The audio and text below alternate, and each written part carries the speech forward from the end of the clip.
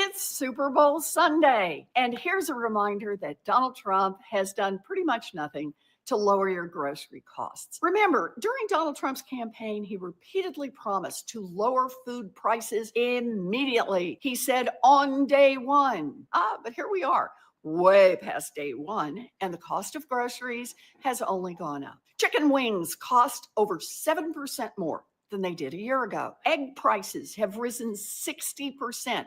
From $2.51 a dozen to over $4 a dozen. Look, instead of lowering costs for your family, Trump's been focused on cutting funding for hot meals for seniors and giving Elon Musk access to the system that makes sure that your grandparents get their Social Security checks on time. Donald Trump needs to buckle down and use the tools he has to lower grocery prices and deliver on his promises. She folds her arm like she just dropped the biggest of truth bombs on earth. You notice how she said chicken wings are up 17% from a year ago? When did that poll get taken, you raging Pocahontas lying jackass? I can guarantee you that poll is probably older than 3 weeks. And even if it's not, a year ago is a year's worth of damage that this administration or the former administration has done. I had the analogy, if anybody has, I could do good comics if I could draw, or if I had the patience to learn how to use AI image generation. Elizabeth Warren is like the ditzy idiot who totals a very fancy car, takes it to a garage, and then comes back 2 days later and says, "What do you mean it's not fixed yet?" Idiots. And by the way, she's right about the eggs. I went and got 18 eggs. It was $5.79 at Sprouts. They expect it to be fixed within 3 weeks. It took 4 years to break that vehicle, madam. It's going to take a little bit longer than 3 weeks to fix it. But thank you for highlighting the fact that it's more expensive than it was a year ago. And now we got the adults back in charge. Everybody, good afternoon. There was no Sunday show last night because it was the Super Bowl and you had idiots like E. Warren, super lying jackass Pocahontas, putting out idiocy. The Sunday show is going to be tonight after this interview, but later this evening. Right now, we've got it's wild. I mean, it's going to be an amazing story. I've been listening to podcasts, trying to catch up on this story, trying to understand it. An apparent failed coup attempt against Maduro, Venezuela's president. And now the man who might have been or may not have been commissioned by the government to carry out this coup, being prosecuted under the subsequent administration, the Biden administration, the one who broke America and took 4 years to do it. And now Elizabeth Warren wants it fixed in 3 weeks. By the way, we're almost there. It's amazing what Trump has done in the last 3 weeks. It's going to be a story. I'm going to ask my questions. And if I ask too many questions, I'm going to have an ex-Green Beret, scary man, tell me, Viva, you shouldn't have asked that question. I'm joking. All right. But before we even get into that, let me just see something here. I want to thank our two sponsors of the show. The one you know about already because I've been driving around in that Tesla Cybertruck all night, and it's 1775 coffee. But here, this technology is foreign to me, people. Field of Greens, and you can go scan this barcode, and you'll get 20% off right now. Field of Greens. I try to eat healthy, but I'm human. Occasionally, I fall off the healthy wagon and eat some crap. Not often, but I pretty much stay healthy. It's a little known fact that you're supposed to have between 5 and 7 servings of raw fruits and vegetables a day, and it's a very well-known fact that most Americans and I say Canadians and humans do not do that. Even when I mess up my diet, Field of Greens is there to keep me on the healthy track. What's the point of supplements if you don't drink them? And what's the point of stuff that's supposed to be good for you if you don't take it down? Field of Greens is delicious. It's made with desiccated fruits and greens. Every spoonful is a serving of raw fruits and vegetables. You have it twice a day. It tastes delicious. It's easy to take. It's a healthy habit to substitute out an unhealthy habit like Diet Coke, and I'll put diet in quotes because it's disgusting, aspartame-filled chemical crap. All the fruits and vegetables are selected for specific purposes. They're good for organs. They're good for heart. It's backed by the Better Health Promise. If your doctor doesn't notice a better, improved health at your next visit, you get your money back. You got 20% off your first order. Get started with this. Scan the code. Go do it. Viva is the promo code. Fieldofgreens.com. Fieldofgreens.com/Viva for the promo. And now I got to figure out how do I close the screen down here? And the links are in the description. And our second sponsor, which is the reason why or for which I am driving around in a Tesla Cybertruck. I got to tell you, it gets attention. Not that that's what I'm looking for. It's a delicious. It's a fantastic technological marvel to drive around in that Tesla Cybertruck. But they're giving it away right now.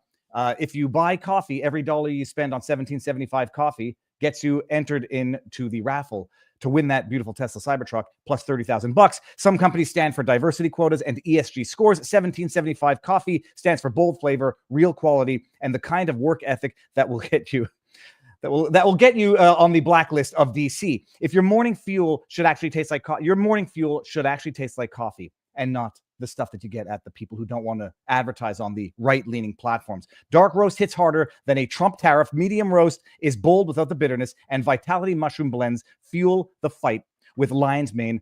Cordyceps, resheet, real energy, no synthetic garbage, straight from the mountains of Bolivia, single source. They are ethically sourced. They're beautiful, delicious beans. Go to 1775coffee.com. What's the promo that we got there? 15% off. Start your morning with coffee that stands for something. And also every dollar spent gets you in the raffle. The card's amazing. Okay, links are in the description. Delicious coffee, healthy field of greens. Kick out the bad habits for the healthy habits, and support companies that support free speech over on Rumble. Speaking of free speech and attempted coups and Venezuelan dictators, we're going to get into all of this. If you don't know who Jordan Goudreau is, I had to ask him before we went live. I will pronounce his name the way it is supposed to be pronounced in French. Goudreau. And I was double checking something. I'm gonna bring him in for this. Jordan, you ready? Sir, the reason I asked you if you spoke French before this, I used to curl with a guy back in Canada who told me that the French last names, or at least French Canadian, and I think it might be French also from France, there's the EAU is a common last name. Then there's EAULT. Then there's EAUD. So like Boudreau can be spelled EAULT. Right. And so someone told me that like the LT meant that historically the family might have been lieutenants. The D, I forget what, but then I was Googling it before we got started, and I don't think that's actually true. Jordan, 30,000-foot overview for those who have never met you before, who are going to meet you for the first time. They're going to know you inside and out after this interview. Who are you? Well, if you listen to the USAID and other, government agency sponsored mainstream media, I'm a terrible mercenary, bad guy who did everything for money and got paid all this money to liberate Venezuela and all this nonsense. So that's the first thing.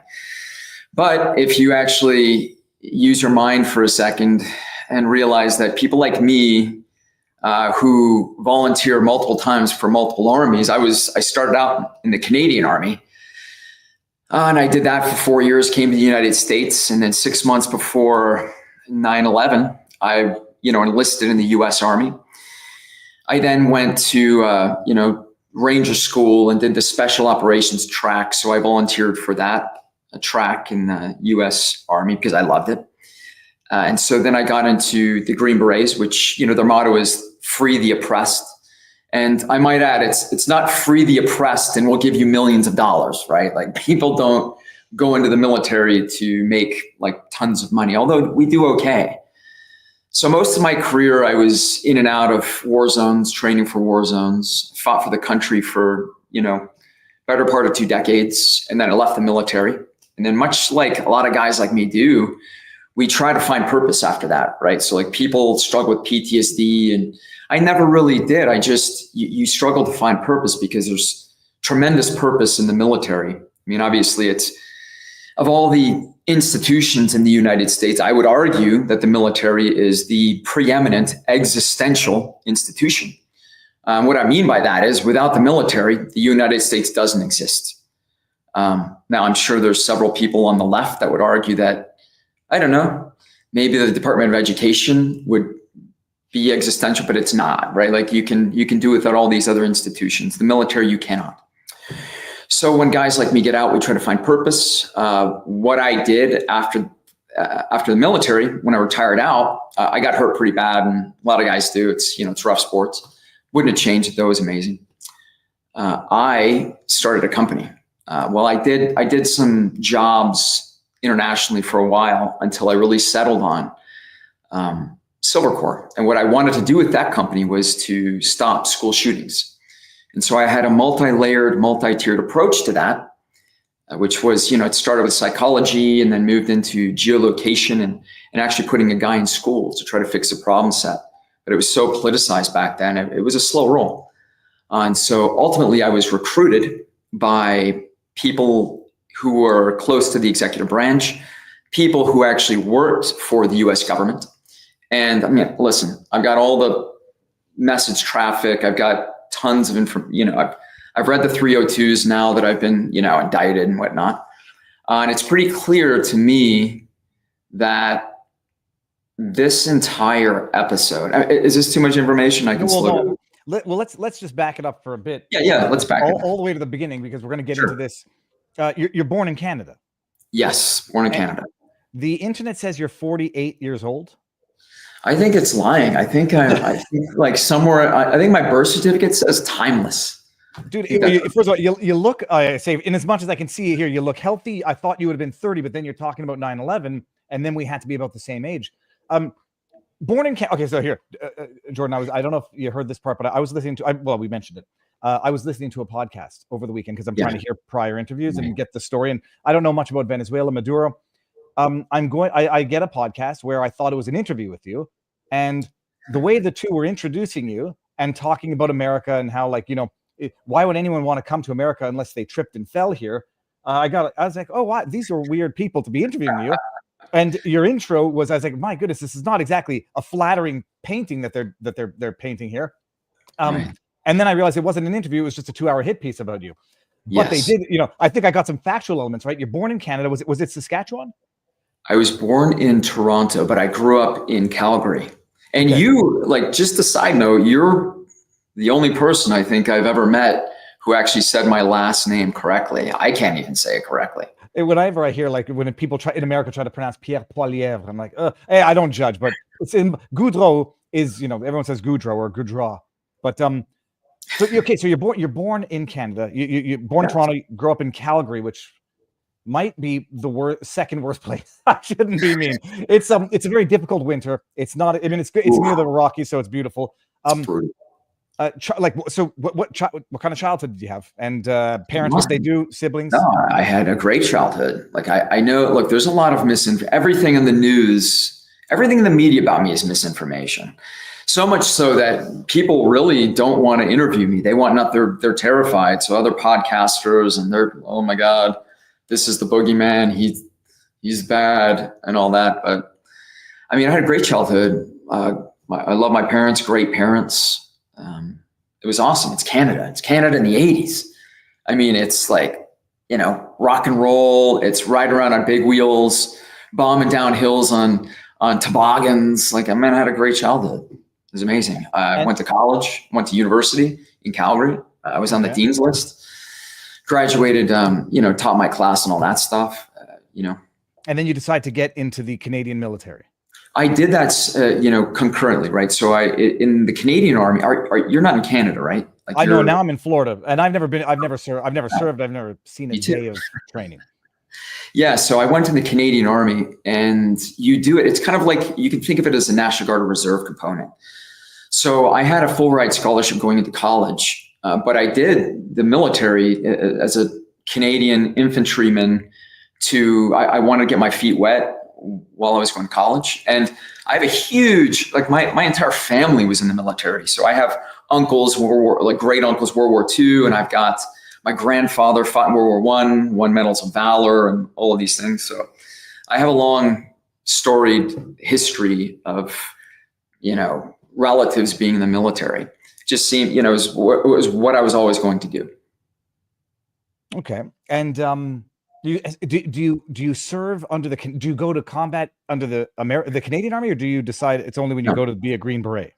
So after 4 years, I came to the United States. So my uncle was my cousin, I guess you could say. He was the drug czar under Ronald Reagan. Like, the just say no to drugs. I'm sure he doesn't want me talking about this. And there was that at the ad. This is your brain. This is your brain on drugs. They crack an egg over a frying pan. Yes, there was the other one with. Have you seen the movie Harold and Kumar? Go to White Castle. So I'm so high, and he's playing with the gun. That was an actual ad from our childhood growing up, that you would smoke marijuana, get so high that you would play with the. Okay, sorry, I'll cut you off. Memory lane. Yeah, but no, I mean, great childhood, man. It was Canada. It was awesome. The 80s, 90s. So came into the United States, did special operations. But truth be told, I know, like, in the mainstream media, I'm this crazy mercenary pirate who does it all for the money and just wants, but the reality is, like, half of my training is intelligence-based training. And so when it came out in the news, and I challenge you to find this, like try to figure out what I was trying to achieve with what happened in Venezuela. Well, right? some people, the cynic would say, if it's not for the money, it's for the glory of the kill, so to speak. But even before we get there, because becoming a Green Beret is not nothing, to put it mildly. What goes into becoming a Green Beret, and what are your functions? What experience do you get as a certified Green Beret? Yeah, so it's you can think of it like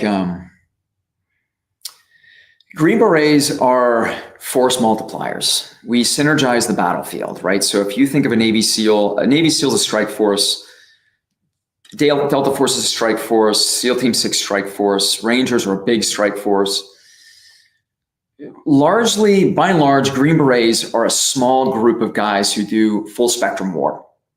They are the only element in the United States arsenal in that size, in that compact size, that 12-man ODA, that does full spectrum war. What do I mean by that? They do find, they do fix, they do finish. They do all of it. They do their targeting of their enemies. They create human intelligence networks to facilitate that. They work by, with, and through, indigenous individuals to gather intelligence, to find out where the bad guys are, I guess you could say. And then they prosecute targets with partner forces that they've built up and trained. So it's a very unique component. It was stood up by JFK, and their motto is "De oppresso libere," which means free the oppressed. Where did you go? Where did you serve when you were? First of all, there's some jokes in the chat, but is it true that Black Beret is the highest level, Green Beret is lower? Are there level? I've never even. So what it is the Black Beret is just like, it's regular Army. A Red Beret is 82nd Airborne Division. So these guys are like shock troops. You can kind of, they're awesome, man. They have, if you look at World War II and the roots, they have the ability to drop anywhere, anytime. Well, I got wise to it being a joke when I saw the Rainbow Beret. Rainbow Beret, yeah, like it's, so the Green Beret is, the Tan Beret is Rangers, and they're awesome. They're super grunts, man. They're an awesome unit. But they do different stuff, right? Like Green Berets do different things than Rangers, than Delta, than SEALs, than, you know what I mean? They're kind of they're an anomaly. They're a self-contained, full spectrum war fighting force. But they also have a component that is a JSOC component that is called the crisis response element.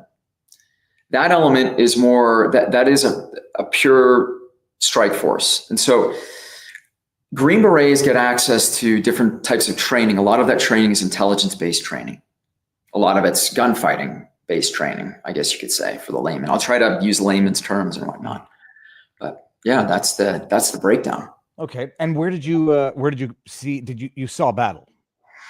Yeah, a lot. So Iraq, multiple trips to Iraq, Afghanistan. When Benghazi kicked off, we were the CRIF element, or the crisis response element, that was stationed in Europe, that actually responded to the Ambassador Stevens Benghazi crisis. I think they made a movie about it called 13 Hours, something like that. All right. We are going to come back to, when you talk about finding purpose, the business, and I know what it was, talking about security guards in schools in Florida to prevent shootings, but I know the chat's getting a little antsy to get to the what you were indicted for, and a coup against Maduro. So the only reason I like to go into detail, like to know somebody, but also to work in your military experience and your service into how you were summoned for this particular mission, when it started. What year was your service? I should know that. I actually do know that, piecing it together. But how do you get, I won't say roped into this, but how does this coup against Maduro come to be? What was so how do I get, so basically there's a group of friends in DC who, so I was pulled in by, back then, into a meeting. I didn't audition for anything. I wasn't looking to, Venezuela wasn't even my radar. I happened to be at a Venezuela Live Aid concert. That was, happenstance. And I was doing small gigs here and there for fun. The bulk of my work was overseas, doing different things. And like I said, I was trying to stand up the company for school shootings. And so I get pulled into a meeting. Well, I get called out of the blue by Keith Schiller. Keith Schiller was the head of operations in the White House in 2018, I guess. And there was I think he punched somebody. Something happened, and he had to leave the White House, but he remained. And so he remained as the head of Trump security, from what I was told.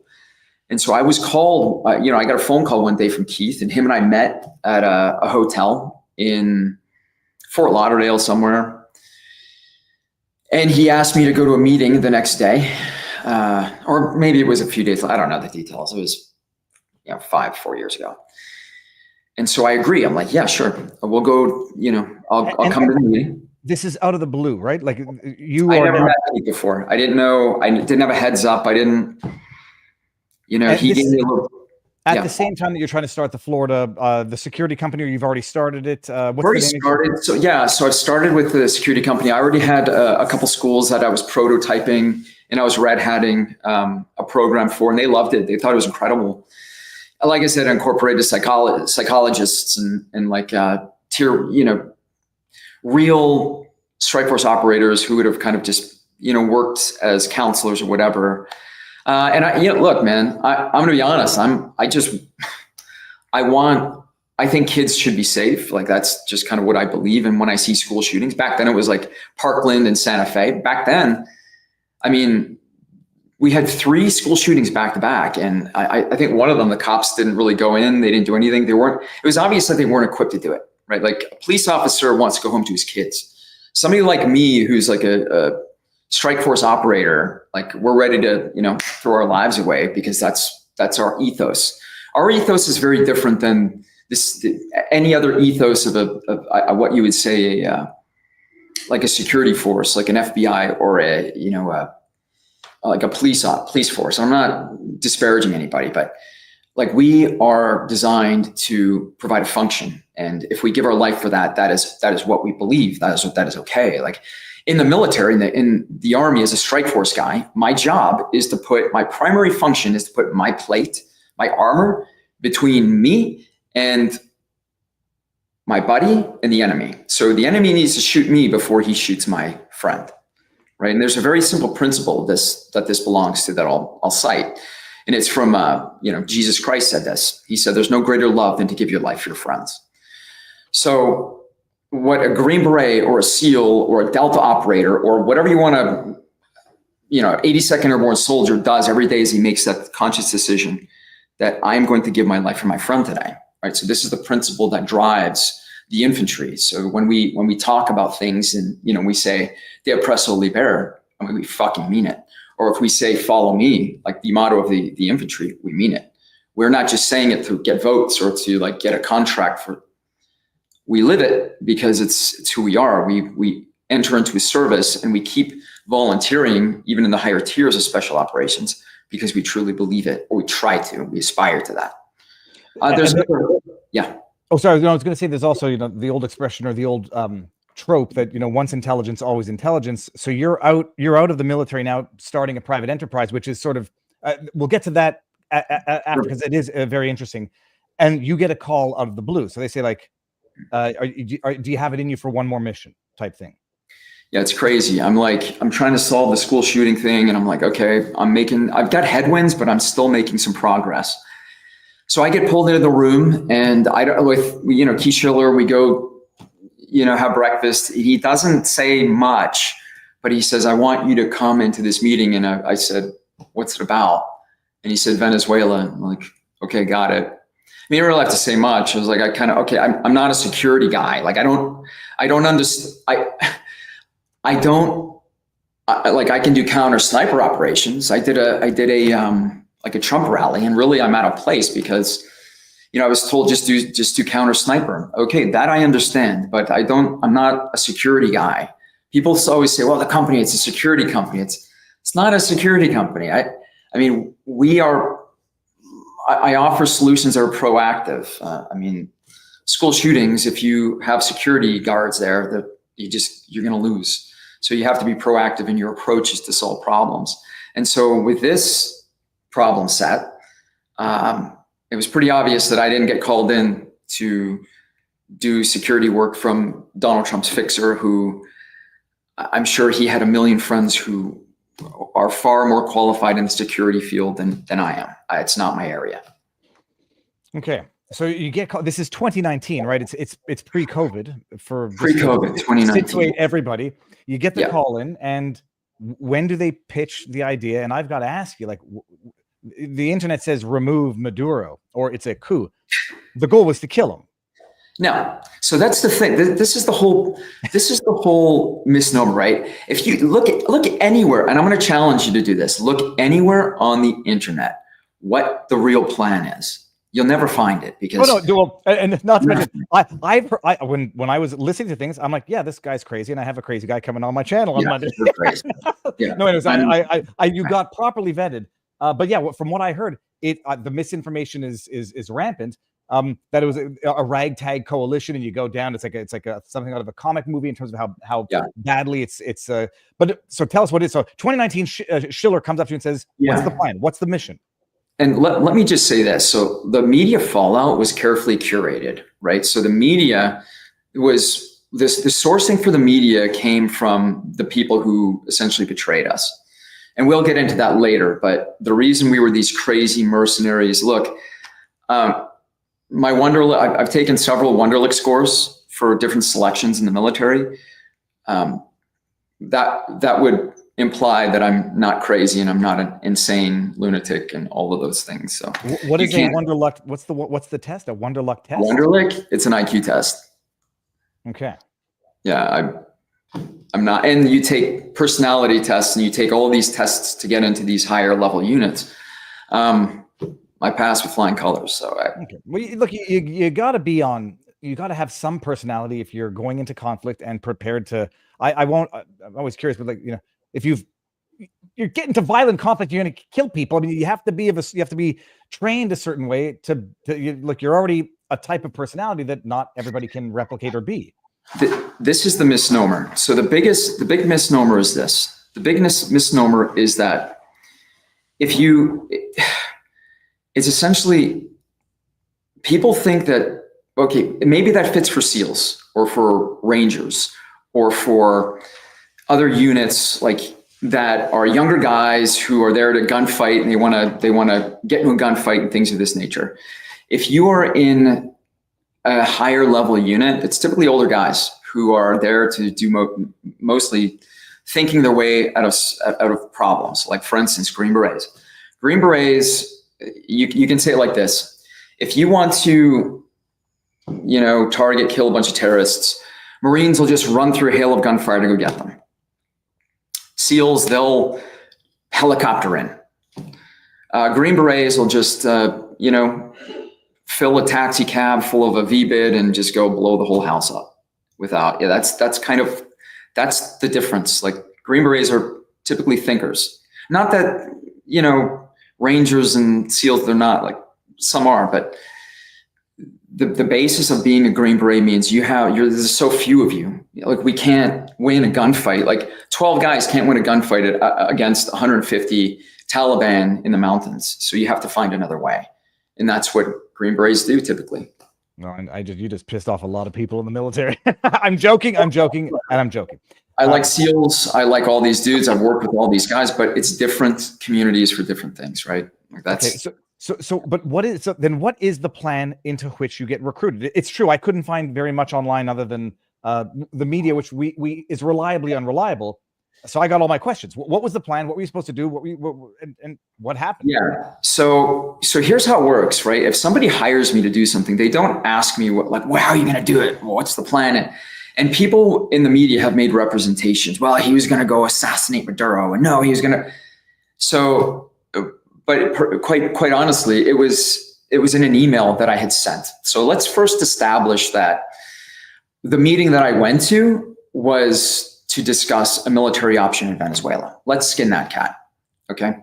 So when I'm reading through 302s, like FBI 302s, and the people in that meeting have been questioned. So it's very clear, and of course people are going to lie. Oh my God, I didn't know anything. And so some people have represented that we never discussed military coups. This never happened. But then some people have represented, yes, everybody knew that this was a military coup. We were talking about a military option, and we in this room, like global governments, the people who recruited me, we sent this guy down to Colombia knowing full well that this was a military option. So let's start there. Okay. Do you have any questions with any of that? And I can send you this stuff after. Like I can send you the 302s if you want to see it in black and white. Well, I guess my question is then, you're talking 302s. That means that there's an FBI investigation and they're interrogating people. When the mission gets started. Yeah, and what I'll say is this is important to understand. They're very careful about who they're interrogating. So they're not interrogating the president of Colombia, who has a hand in this. They're not interrogating the president of Venezuela, who I had a contract with. They're only look, they had the option to question me. I gave them my phone right away. I said, yeah, here's my phone. I didn't do anything. Like I did nothing illegal. Here's my phone. They went through it, but they specifically targeted me. So when I say they, I mean the FBI. And it's important to understand that the head of this investigation, the FBI investigation, was sent from DC, and they were part of the team that investigated the Russia collusion hoax against President Trump. But the investigation itself is in 2023, 2024, correct? Or did it start? This has been going on. This is what the judge said. So the investigation's been going on for 4.5 years, and they arrest me in New York, all teamed out and gunned out and whatnot. And the judge basically says, why are you arresting this guy? It's been 4.5 years. And so the reason I'm arrested is because it's the run up to the US election. And so the whole point is the Biden administration, or the Biden DOJ, which this is the same prosecutors that are prosecuting me, have prosecuted J6ers, right? They prosecuted Jeremy Brown. It was said that these guys, like these prosecutors, joked that I was going to be the third Green Beret that they put behind bars. And so that's the whole basis of it, right? So they do this to embarrass or to drag in Trump, President Trump, to be just another thorn on his side. I mean, this whole thing has been a thorn on his side. And to be perfectly honest, the reason this entire operation was sabotaged was to hurt Donald Trump in the media, to create linkage between him and I. Okay. But now we got to get back to you meet with Keith Schiller in 2019, and there's a discussion of a military operation in Venezuela to remove, depose, or coup out Nicolas Maduro. Right. It does it. So what goes into the training? And because you end up in Venezuela. Right. Well, so here's the other part. In that meeting, also on one of the 302s, the FBI 302s, one of the people in the meeting talks about going to see the CIA. He's got a meeting with the CIA after this. So the CIA are essentially, there's a CIA asset in the room with us, which I discover later because he admits to me, which is concerning for me. And this is where, like, this is important to understand for the very end. Well, if I'm getting ahead to the end, one might argue that this was in fact all a sham ploy of a coup to frame Trump for some failed military operation like Bay of Pigs, or I want to say the Iran-Contra thing, except that actually happened. Well, as did Bay of Pigs. But if that's the punchline, interesting. Bingo. So, who's setting up this plot to coup out Maduro? Let me just say this. You're the second person who, with me saying very little, came to the exact same conclusion. Well, I mean, I'm thinking cynically, and it's one of the ways this story gets written. The other way is Trump really wanted to take out Maduro for some reason, and so decides to put together a paramilitary force to remove him by force, which doesn't seem very Trumpian to me, even if he was always sort of minimalist in terms of foreign policy, violence intervention. So here's what you have to, here's what people don't understand. And this is the key word. So men like guys like me, well, that's it, right? Pence was VP. So you have to realize that most of the representations and most of the RFIs, like when I need an RFI, when I need to know what the parameters of my mission are, that's an RFI. RFI, request for information? Yes, thank you. Okay. Now, an RFI, that mostly was done through Mike Pence's guys, his aide. There's another gentleman, but mostly it was one aide who I had several meetings with, several communications with, which I have, which, you know, it's been proven that in the media that Mike Pence said, I don't know who this guy is, but Mike Pence wrote a letter for this guy to get into West Point. It was his intern. He was an aide in his office. He sent emails to Mike Pence. I mean, so it's a mess. But the point is this. Sorry, go for it. The point is this. So when I would ask questions, I would say, I need to know this. He would come back and give me an answer. And his representation was, yes, this is completely sanctioned by the executive branch. Okay, perfect. Who is the he in that sentence? That's Drew Horn. So okay. Like the meetings that I had with this guy, that this is what it was. And look, I'm not going to say that, like, I don't know the inner machinations of DC, but I do know this. There's a really great Wired article that has several CIA sources that talk about fragmentation that's going on in the Trump administration from an IC standpoint, from a intelligence community standpoint. For instance, Gina Haspel disagreed with Donald Trump on how to handle, Venezuela, for instance. So there were different ideas on how to deal with this problem set. Does that make sense? Yes. But I want to get back. So the guy's name is Drew Horn? Drew Horn. Yeah. He's in the media. Like, you can look him up. I've got. What was his role in planning this or orchestrating this coup?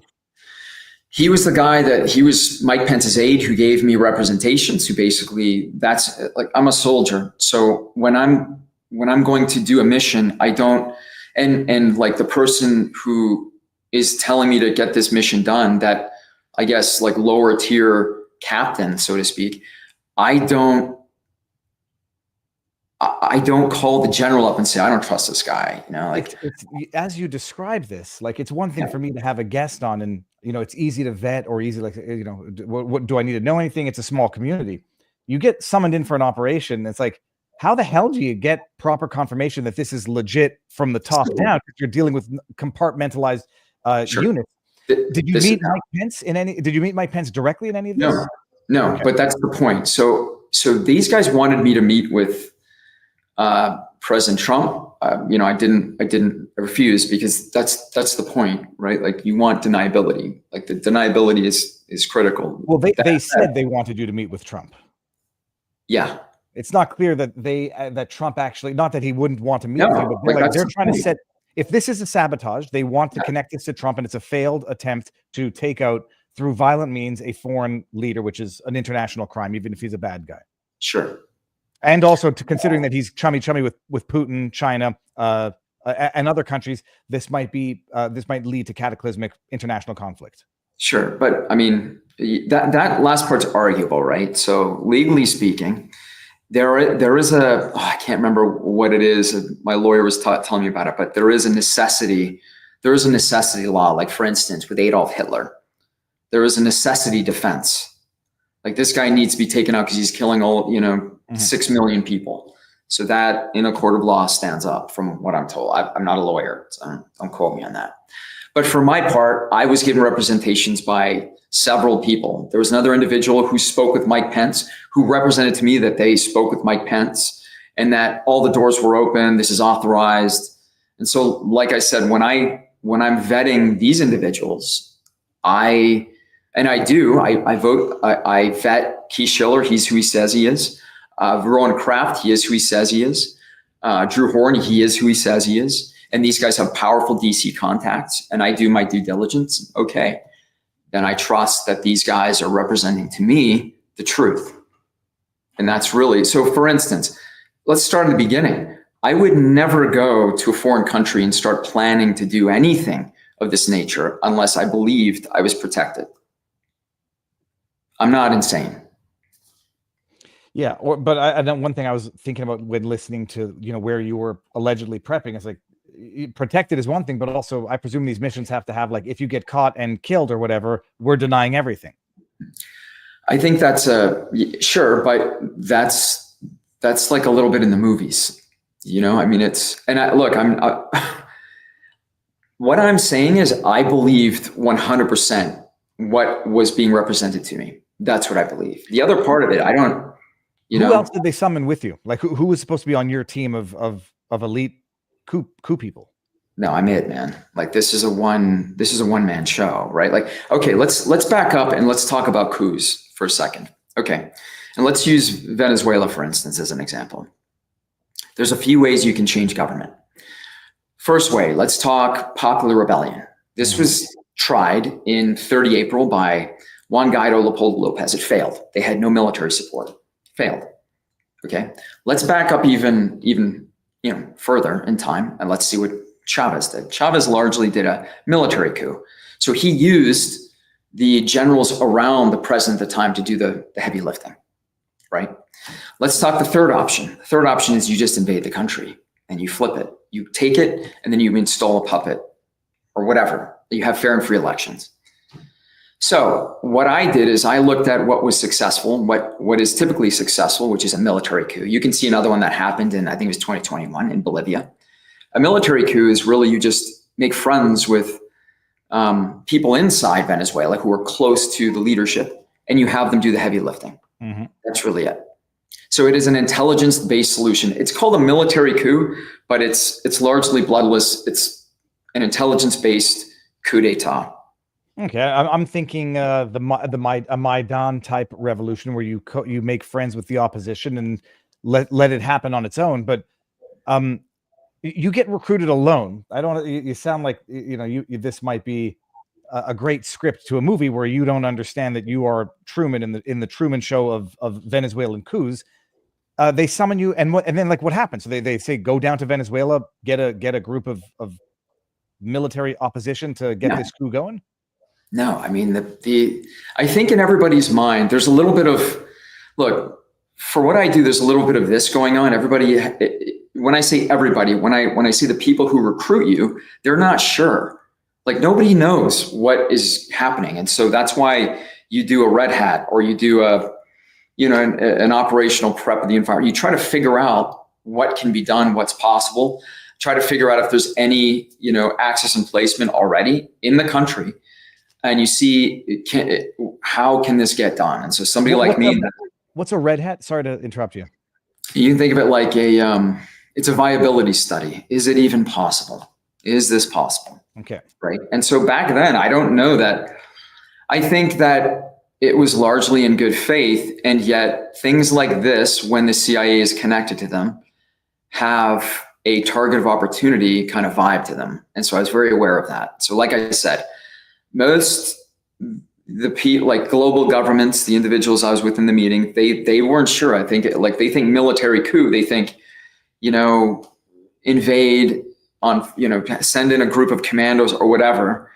But due to the topography and the military structure of Venezuela, that is simply it's not possible. Maybe it's doable, but it's not simple. So somebody like me, I want the simplest solution. I want bloodless. That was actually one of that was one of the conversations was, they basically said to me, we don't care how bloody it is. Just do what you have to do. Okay, cool.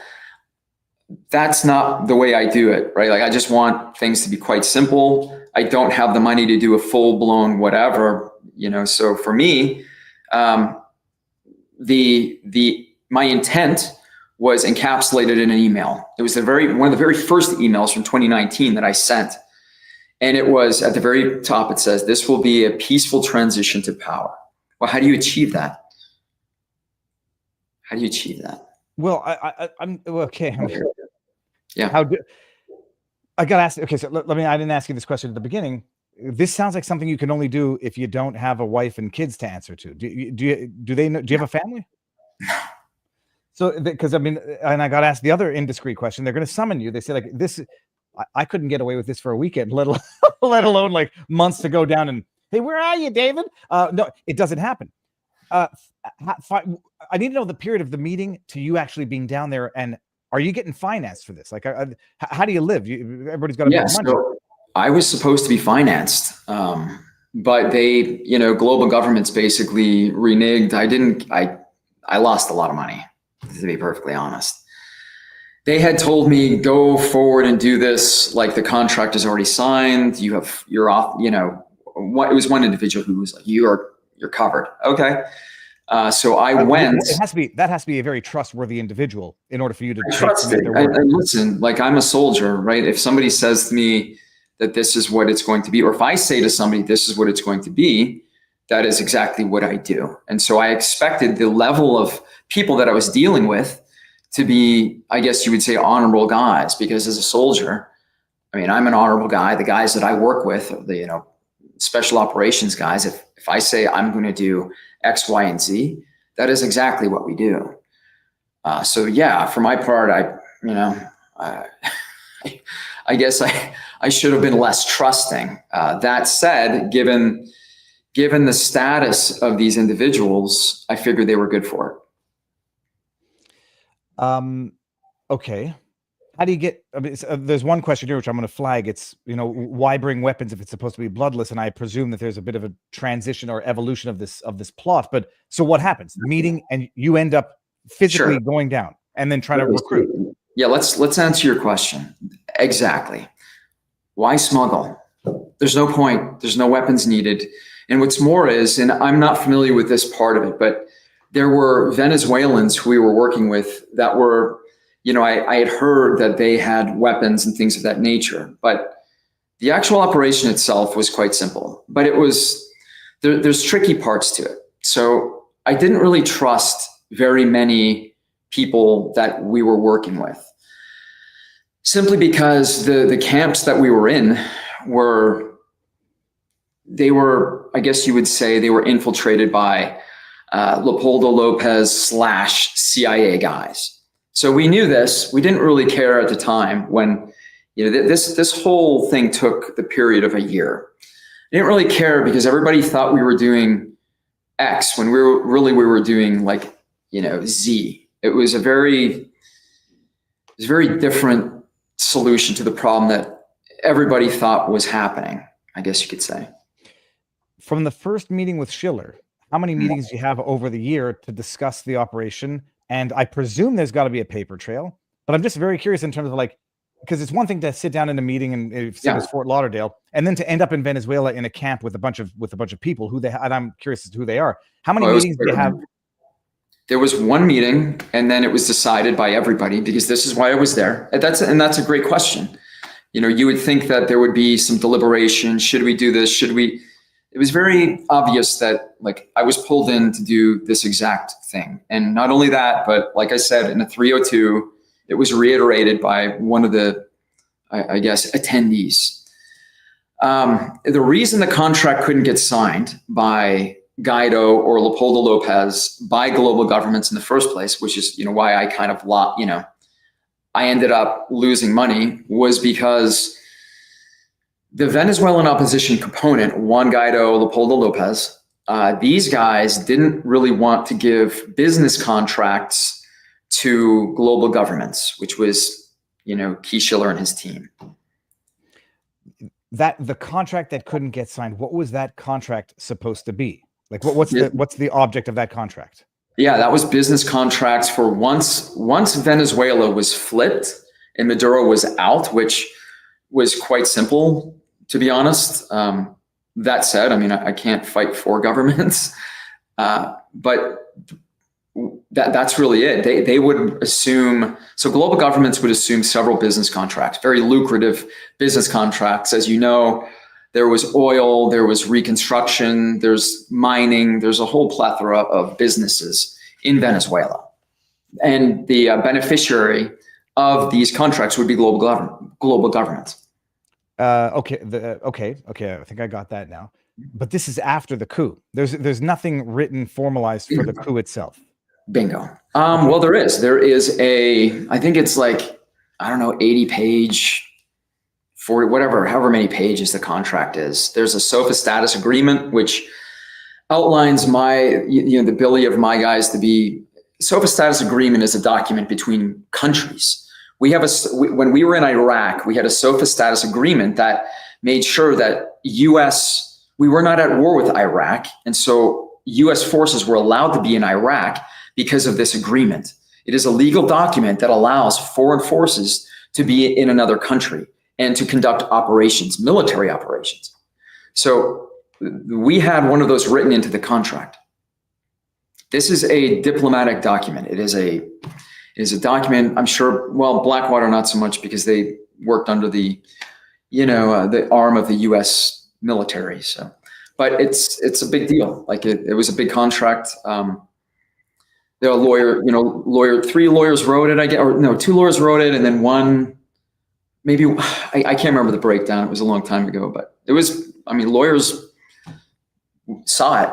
They reviewed it and they said it was okay. One of the lawyers actually signed it. So. Okay. And okay, I'm going to see if the chat's going to put together some questions that I should be asking. How long until you physically go down to Venezuela after the meeting with Schiller? Al. Maybe 3 days to 2 weeks. I don't remember. Like that's there's like that's close enough. That's close enough. It's not like 6 months later. So they bring you in. They say go down, and it's going to be we're gonna coup. You go down, and I'm quoting Red Hat. You're going to figure out the logistics of what the coup might look like. Yeah, listen, going into it, I knew what I was going to do. I had done my research and I did my due diligence, and I kind of understood what this was going to be. It was always going to be me developing a network inside Venezuela, and then somehow gain it. That's the tricky part, right? Like I need, and largely I was helped out by the US government's foreign policy in Venezuela, the heavy sanctions, the posturing, the saber rattling. They were scared shitless. The generals that I was dealing with, one of them talked about like he was afraid that he was going to get JDAM'd, like bombed, the way we bomb Iranian generals. Like he was scared. And so it made the guys who are close to Maduro more pliable for somebody like me to gain their allegiance. That said, the crux of the operation, or the linchpin of the operation, was one individual. And we can discuss that later. We can discuss that now if you want. It's up to you. Well, I know that's complicated. Well, so the idea is to go in, so either find opposition or find people that don't like Maduro to do the deed that you're sort of the puppet master. Yes, in Venezuela, but you might be one string of someone else's puppet master using you as a puppet. Right, but you have to understand this, right? What you have to understand is that it's not just build allies in Venezuela. I need people or military people who have access and the ability to order task and maneuver units. Do you understand? Like they have to have an asset, like a large military style asset that I can employ, or that they can employ, even better, to somehow, encircle and, fix the established government or the regime, i.e. Maduro. Okay. All right. You're down there. If it's 3 days to 2 weeks, whatever later, how long are you down in Venezuela for doing all this? This has to be months. So I'm in Colombia doing this, right? So we're in Colombia, and at a certain point, and again, representations are made to me about the Colombian president. A guy gets him on speakerphone, one of the guys down there, and he talks about, there's 3 things that we're going to give you. And I screw this up because one of them is like safe. What is it? One of them was access across, or, we can travel across the borders. The other one is, you can have camps to train in. And one of them is you can ship anything you need across the country. I'm probably screwing one of those up. These are 3 things for the mission, not 3 things for you in life later on. Yeah, this is the president of Venezuela, right? And it's like, we've already gone and had a meeting with this guy, and okay, cool. So for me, this is kind of, look, I don't need weapons. I don't need permission to cross borders that are largely controlled by guerrillas. But nevertheless, for me, that's a tough, I kind of just nodded my head and said, okay. Now here was the stipulation. This president wanted me to attack a guerrilla force called the ELN. Now, I was on a radio show. It's called W Radio, and it's like 50 million listeners in Colombia. I was just when I was in Miami, and I'm telling the radio station this, and they're Colombians, right? And they're, oh my God, this is crazy. The president of Colombia, and the president of Colombia calls in, And he says, I don't know any of these people that you're talking about. I don't know them. I've never met them. And I don't know. I think you're lying. I was like, cool. Sounds good, man. And so I think 20 minutes later, I sent a text with a photo of these individuals that President Duque said that he didn't meet with. He didn't know, this one guy, and I, provide a photo. So this is the gamesmanship, I guess, of what I was dealing with. And it's tricky, right? It's tricky, man. Well, are you in a Colombian jungle, or are you in a city? I'm in a city. I'm meeting with people. So I'm taking meetings with prominent businessmen and diplomats and politicians from Venezuela. Who want to see Maduro overthrown or removed. Right. Who have business interests, or they're patriotic or whatever. Okay. One of the people that I meet is a man named General Cliver Alcala.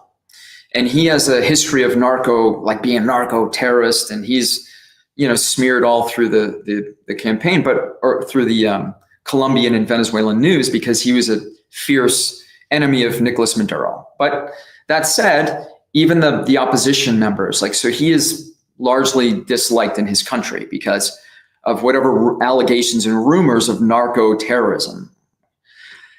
That plays into a role. It took me a very long time to trust Cliver Alcala, and it took me the better part of a year. But I needed somebody who, inside Venezuela, that the military trusted, people that were close to Nicolas Maduro trusted, and they trusted Alcala. They didn't trust Guaido or the opposition or any of the politicians that the United States government trusted. Does that make sense? Yeah, kind of. In as much as I'm trying to make as much sense of this as I can. You're in Colombia planning this, and it's either going to be bloodless, but I can see how you're politicking to have something of an internal coup, overthrow Maduro. Right? That is the point. That is the coup. How long is all of this taking? How long are you down in Colombia for? Oh man, it's a lot of trips to Colombia, a lot of trips to a couple other countries that I was talking to, a lot of diplomats, a lot of people who were interested in this taking place. Obviously, and let me back up. I get it. I'm this horrible, terrible mercenary, but at the end of the day, I'm trying to liberate 30 million people, right? And I think that's lost on most. Well, there's a reason that in the media that it's slandering me the way it is, but at the end of the day, I'm just trying to liberate Venezuelans, man. Well, so how does the plot? It gets foiled. I don't know when you come back. How long are you in Colombia for before you come back, and how does it all end in? It didn't end in disaster. I presume nothing happened. And then you find out you get indicted several years later. But how did the mission not come to fruition? Yeah, so I'm prepping for the later stages of the operation, because listen, so it's not enough that you flip let's say what I was planning happens, and military units move into place, and they they capture Nicolas Maduro or whatever they chase out of the country like Bassad. Sure, he runs, gets on his plane, which he had a private plane. Back when this happened, there was a destroyer group storming for Venezuela. It was a saber rattling. I don't know. I do know that the Southcom commander was tracking us. I know that Army intelligence was tracking us. That's in, through conversations I've had with people who, knew. All right. So where was I? I was in terms of how this didn't end. Okay. All right. So we're moving forward. We're getting ready to move forward. And I think what happens next is they decide that they're going to get, when I say the Venezuelan opposition government. Remember when I said Juan Guaido and Leopoldo Lopez, I was working with a general named General Cliver Alcala, right? So that general's the linchpin of my operation. The generals in Venezuela trust this guy. Now, here's where the whole thing gets messed up. Leopoldo Lopez is working with the CIA, right? So I remember back in the meeting, we're going to go meet with the CIA. These are Leopoldo Lopez's guys. So the CIA is kind of tracking this thing the whole life cycle. And remember this, the CIA does not want Donald Trump to have a win in South America. Like there's a lot of, and there, like I said, that Wired article, for people who want to read it, it's not favorable to to President Trump, but it does understand the mentality in the CIA at the time. They didn't want to give him information. They withheld information. They didn't want him to have a win in South America. And so this is where we get to it. This is where we get to the why. And not only that, like one of the people that I was in the room with, Lester Toledo, he had a humanitarian aid company. That humanitarian aid company worked with Juan Guaido to funnel, 1.6 billion or a portion thereof of USAID money. USAID, are you familiar? Oh yeah, no, that's been in the news a little bit for last week. So let's answer the question: why was the mission sabotaged? Let's do the whole why. The Venezuelan opposition was afraid that if we succeeded, which we would have succeeded, it was not a heavy lift. If we succeeded and power changed, that Cliver Alcala, like my general who was working with us, he would have taken power and kind of pushed Juan Guaido and Leopoldo Lopez out. So there was that.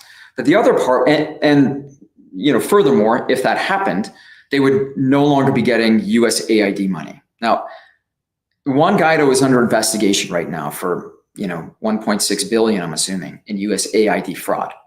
There's another lawsuit against Juan Guaido in Delaware for billions, and I think one of the people charging him is Raytheon. So there's several American companies, and so it's pretty obvious what was going on. This whole Venezuelan opposition government thing was just one big money laundering scheme, right? So fast forward, we kind of reached the decision point, and my men are committed. Okay, you read Shakespeare at all? Let me just pretend to be intellectual and say yes. In high school and say university. Okay, so Macbeth, right? I'm weighted in blood so deep that to turn back now would be the gravest of errors. So my men are now inside. They are on the border, on the coast of Venezuela, Colombia. Who are your men? When you say your men, who are they? I have 50 Venezuelans, 2 Green Berets. Right, my guys are now on the border. Okay, they're committed, right? And to get them there was incredibly difficult. They had to go through Colombian military and the ELN, which is like the FARC. They're a guerrilla organization. So they're in the middle of this. When Juan Duque, or when the United States government, at the behest of Bill Barr, who is an old school 1970s Reagan era CIA guy, working with most likely the State Department, Secretary of State, Mike Pompeo, decide, hey, we're going to put this General Cliver Alcala, who has nothing to do with anything, who had been living free and clear in Colombia for the last 12 years with his wife and kid, who was not rich, was clearly not a narco terrorist. He was just living on his own. They decide to arrest him out of the blue. The reason they arrest him, this is during the operation when it's supposed to be going down. Yeah. This is at the limit. This is when my men are committed. Okay. Yes, this is when my men are committed. Alcala, is this it? Yeah, Alcala, he's in jail now for 21 years. He's in jail for, he gave the FARC some hand grenades, so they put him in jail for 21 years. In America? Yeah. Okay, that's wild. Okay. Right, it's crazy. So here's the thing. They arrest him so that the operation fails, but the reality is they know the position my men are in. The ELN have been alerted by most likely the Colombian intelligence that the 60 men on the border are there to attack the ELN. Because remember, that was a stipulation of Ivan Duque, that I'll give you these things in Colombia, but you have to attack the ELN. So Ivan Duque, or the Colombian intelligence service, alerts the ELN that there's men here to attack you. So my men are now being hunted. Again, weighted in blood so deep that to turn back now is the gravest of errors. So unfortunately, moving forward is the only option. Now, at this point, I am in Jamaica. It is reported that hold on. How the hell did you get to Jamaica? Right. So remember that you have to remember this. The operation is quite simply this. I have a group of people who I trust. 8. Okay. There's 8 people I trust on the border right now. The other ones, I'm not sure. I don't know that I can trust them, but I only know that I can trust 8 plus my 2 Americans. That's it. That's all I know. There's 2 boats. And those boats are going to go and do their thing. They're going to go do what they're going to do. Then there's one last boat, which was my boat. My boat was a civilian boat for a reason. I specifically chose this boat for a very specific purpose. It was Kevlar lined. It was an ocean. It was a ocean class vessel that could traverse the Caribbean Sea, and it did well. I mean, we had a couple snafus, but I digress. Full service engine, everything of that nature. But there were CIA assets there were CIA agents that were reported in the media. This is after the fact, that were in Jamaica. It was reported that the CIA agents told me that I can't not to go forward and don't do this. That was a fabrication. I read one chat over in the Rumble where it says this guy was sent on a failed mission to make Trump look stupid. This is and not to I see what someone also said, like Green Berets mission oriented, and I can see how you're mission oriented. I can see the chat also doesn't really like the idea of coups in any event, even if you think you're doing a righteous thing. Let the people decide. But now I can totally understand. I just want people to be free, man. To be perfectly honest.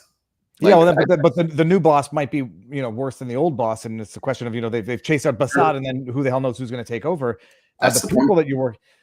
Okay, so to me, it sounds like this never could have worked in the first place. It sounds like you might have gotten not lured into it, but talked into it, because I presume there would have been lucrative contracts, security contracts, after there's a shift, and you've got new business partners who promise things to come. Okay, so here's how it shakes out, right? So this was the first part. This was, believe it or not, probably the easiest part. Whenever there's a coup, there's invariably a counter coup. So you need men with guns to stop the counter coup, right? So that second part, I would have needed guns. Mm-hmm. I would have needed Americans on the ground who were kitted up, who were strike force guys who could stop serious threats. Then the third part of it is obviously you provide security, humanitarian aid for follow-on fair and free elections. That third part takes a while. So sure, there was a contract, but by and large, the contract that I signed was for that entire year, the entire thing. Does that make sense? Yeah, I mean, it makes sense when you actually mention now there's going to be a counter coup, because there's going to be factions now fighting for power. Exactly. Okay, so I guess now we get to the charges. That's a long roundabout to the charges. You're in Colombia. So let's finish the thread about the boats. Let's finish that. Okay, so I had one of my people go in, who's an incredibly brave woman, like incredibly brave. She went in ahead of time and prepped a civilian marina and a safe house for, you remember I said there's a handful of people I trusted? Yep. Yeah. Okay, so she preps a safe house. I need my boat. For the actual real operation, we needed 3 boats. 3 I'll boats. do the German 3. Yeah, but to 3 boats to bring in they're going to be armed guerrillas, or bring in people to facilitate the coup internally? No, listen. What you have to understand is that the whole notion of sending men in fishing boats to invade a country it makes perfect sense to CNN and AP and Rolling Stone magazine, but it doesn't hold water. Like I've been doing this for a while. There's ways you do things. There's misdirection, right? So these entities in the boats, like you have the 2 Venezuelan fishing boats, they were going to do their thing. Right, they were going to do what they were going to do. What was that though? Like, what's their thing is going to be what? They would have went into the country, made landfall, and they would have done smaller operations, in and around. That part was what we call, I guess you'd say, an an auxiliary mission, right? And this is where the primary mission is the link up. So you have a boat, a civilian boat, go into a civilian marina that is prepped, that has fuel, that has a safe house, that has vehicles and food, and a handful of people go in and they actually, just conduct a link up. And that's pretty much it. Okay. It's that simple. It's a link up. And then the other boats do their thing. They land. Don't ask, don't tell. But it's not a false insertion, but their mission is different, and they are led by somebody else. Now, obviously, the problem is because my boat. And listen, the conjecture is this. The conjecture is that the CIA sabotaged my boat.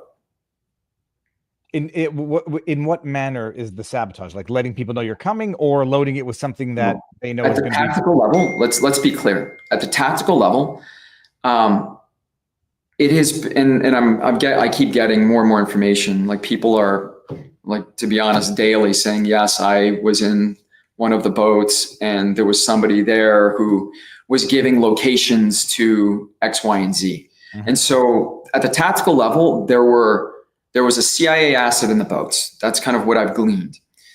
Also, furthermore, at the tactical level, the CIA, the conjecture is that they sabotaged my boat because this was an operation that had to go forward. Like there was no, so let's back up to when I'm in Jamaica. I see Clever Alcala get taken, and right away, that's abort. It's mission abort for me.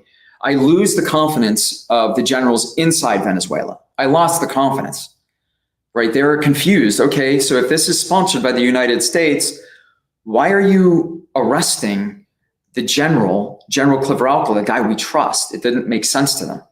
And so this was the strategic level sabotage or the political level sabotage.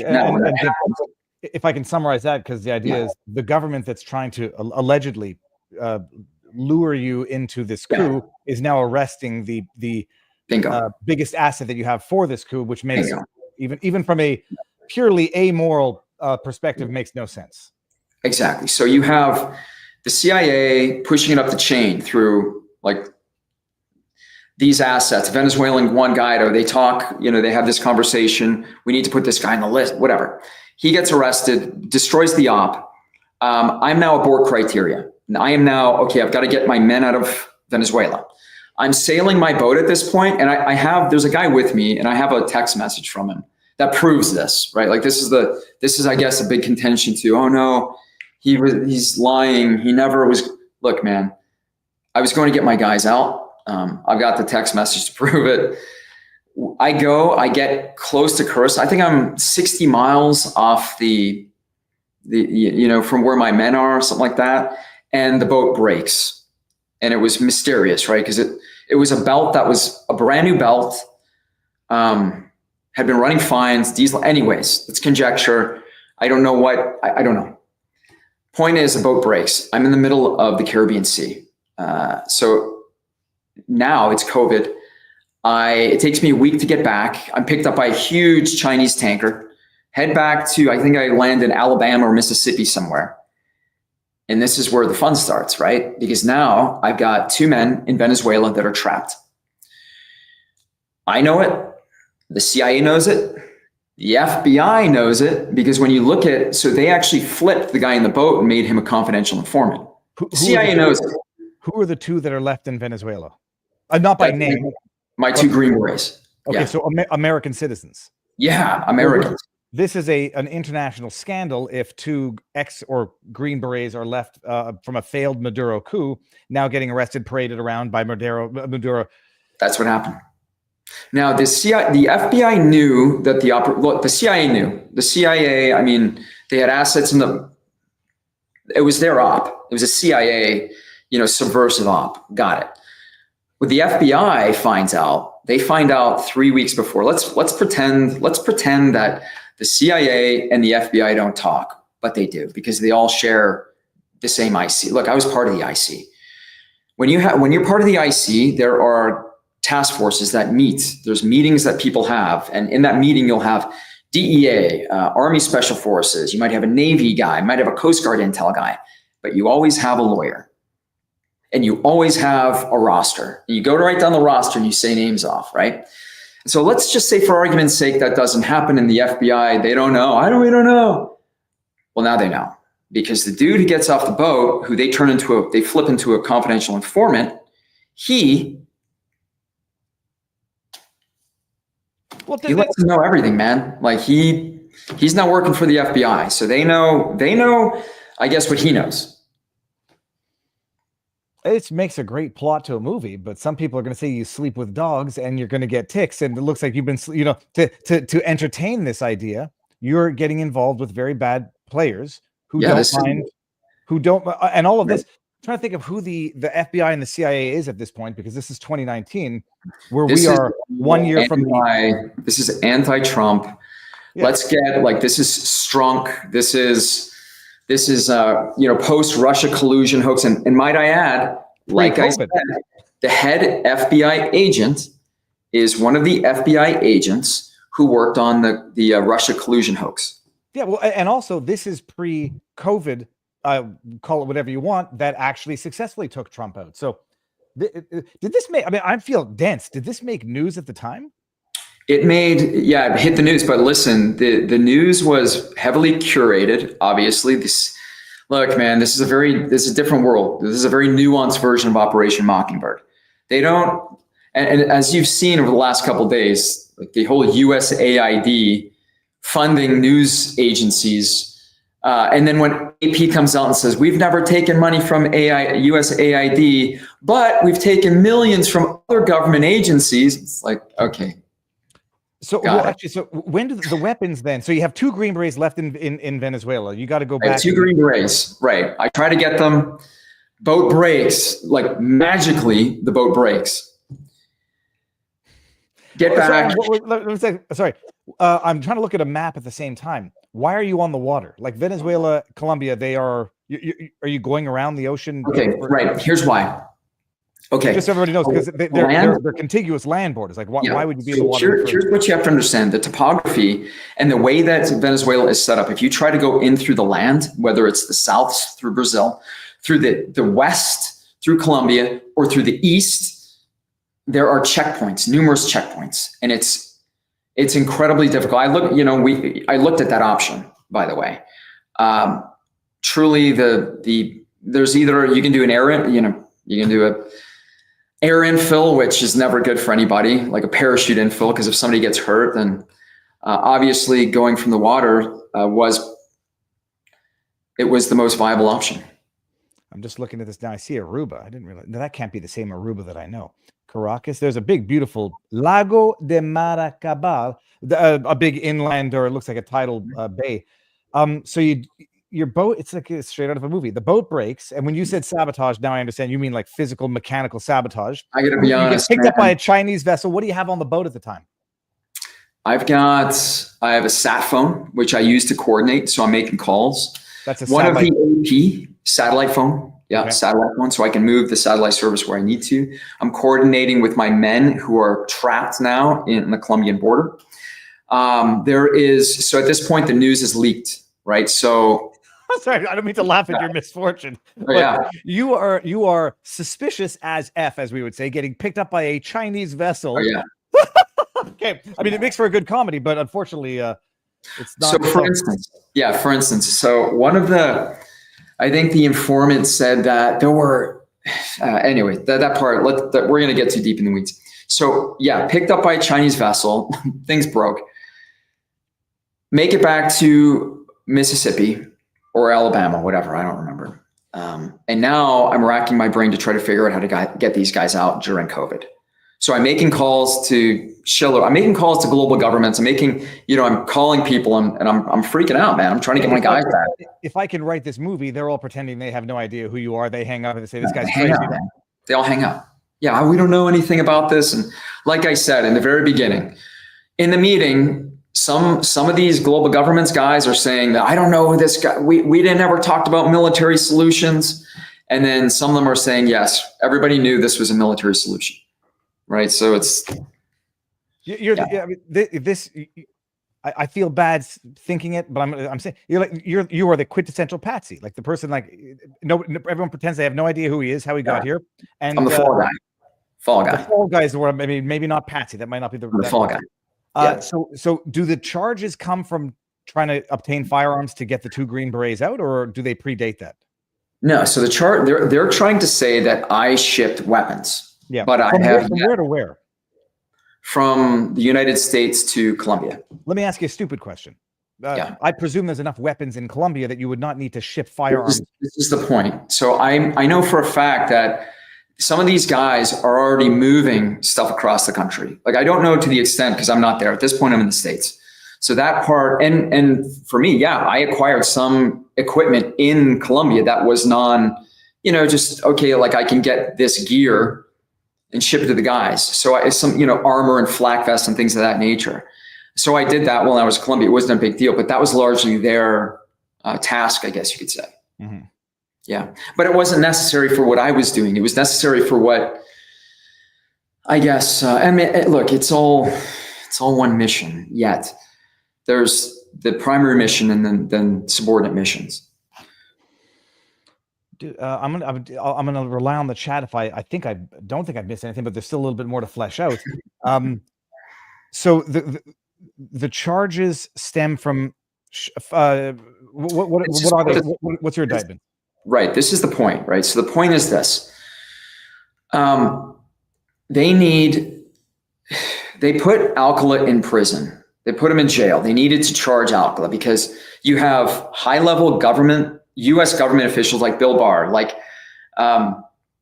Gina Haspel, like Mike Pompeo, who was his lawyer. Mike Pompeo's lawyer was one of the lawyers who actually looked at the contract and said it's good.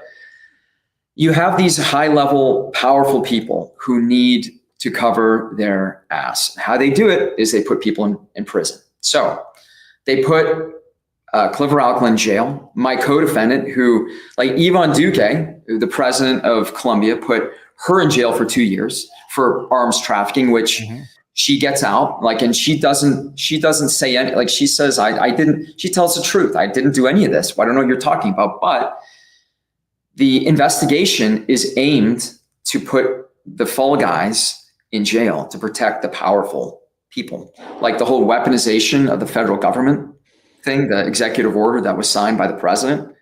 This is essentially weaponization of the federal government against a guy who tried to liberate a country, who was given executive authorization to do so. So anyways, yeah. So your specific charges, I could pull up the indictment, but what was arms trafficking, man. Okay, and how many years is that potentially? I have no idea. I don't know. I mean, I'm sure it's probably life. I don't know. You're out. Are you out on bond on bail? Yeah, barely. Okay, so here's an interesting side note. The prosecutor who built the case against me is a guy named Patrick Scruggs, and Google this. Yeah. If you Google Patrick Scruggs, Tampa stabbing, like Google that right now and watch the video. Is that the guy that Adam Johnson, Lectern guy, has been following his story? This is the prosecutor who is it the prosecutor who stabbed the guy in the car when he had a medical emergency on the road? Yeah, he stabbed him 7 times. The video, he's just stabbing the guy. He just keeps stabbing him. This is the prosecutor from the Middle District of Florida who built the case against me. It's amazing. So everybody knows, and I'll pull up Lectern guy's tweet because he just tweeted about this last week, and I think he might have updates.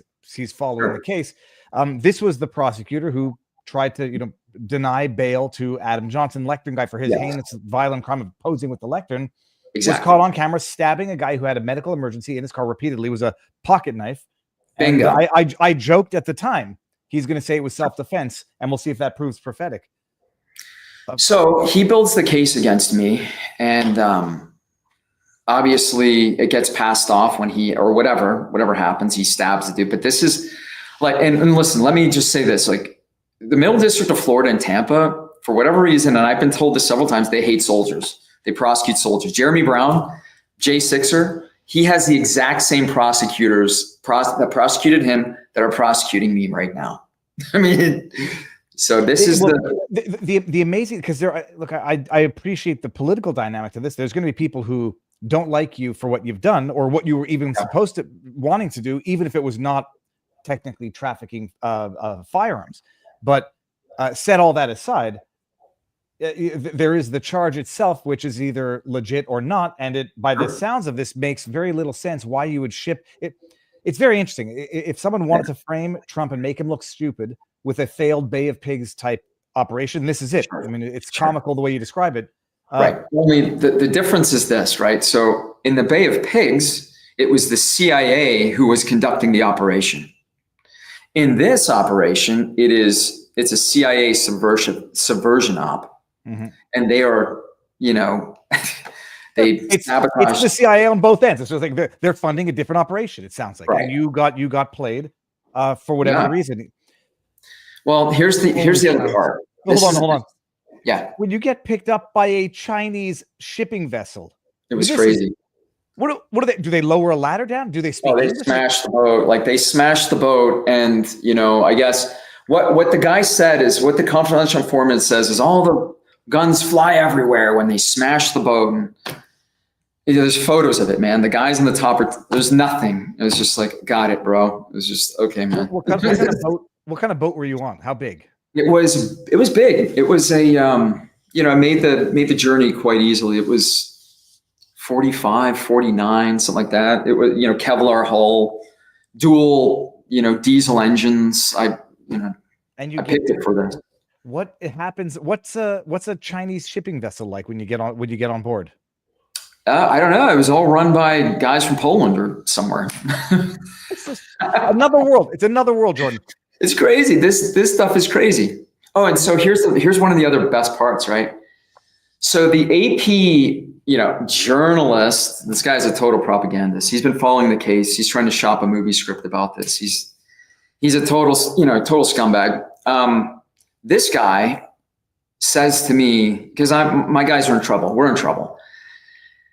He says to me, because he's been tipped off. So he's now working with, JJ Rendon, and he's working with Leopoldo Lopez's guys, and they're feeding him information and all of that stuff. So anyways, he says to me, I say, listen, don't publish this article because people are going to die.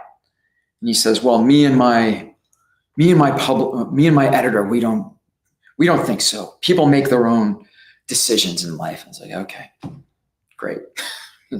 So this is like this is the moral compass of the media I was dealing with. Of the two that were left, one was the woman who went to jail in Colombia. The other one was what happened to the other one? Or am I wrong about? No. So my two guys are out now. Nobody knows that. They got out. The Biden administration State Department reluctantly took them back.